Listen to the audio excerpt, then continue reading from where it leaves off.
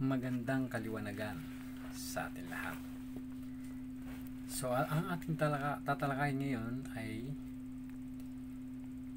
yung dalawang entities or dalawang spirit. Tingnan po natin sa Mateo 25 verse 32. Tinipon sa harapan niya ang lahat ng mga bansa at sila'y kanyang pinagbukod-bukod, tulad ng ginawa ng pastol sa mga tupa at mga kambing. Ilalagay niya sa kanyang kanan ang mga tupa at sa kaliwa naman sa mga kambing. So kung titingnan po natin, may dalawang grupo na pinaghiwalay. So ang isang grupo ay tinatawag na dilim at liwanag naman yung isa. So tingnan po natin ang mga bagay na ito. Ano po yung pinagbukod, yung tupa at ang kambing. So kaya may challenge po dito. Sino ang sasamahan mo sa dalawa? At pareho po sila ay mayroong challenge. Ano po ba ang challenge? Para makasali o sa kanilang grupo. Sa kambing ay napakadali ng challenge.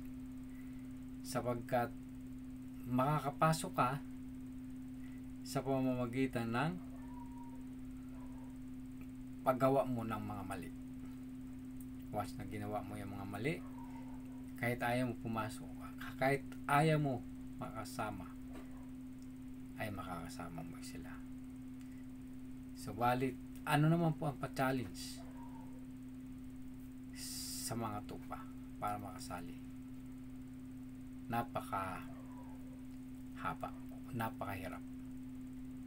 Sapagkat mayroon pong 4 na bagay ang iyong lalakaran. Yung tinatawag na thorny, patty, rocky, and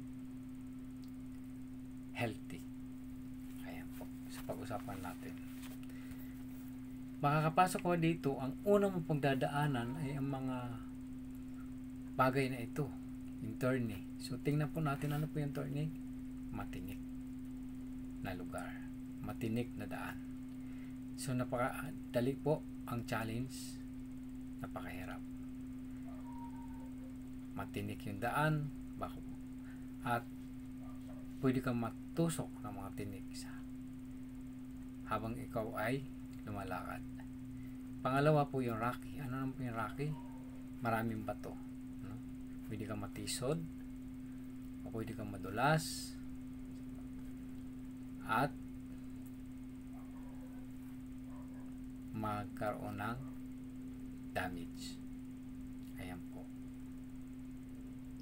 Ano naman po yung pati? Ay yung lugar kung saan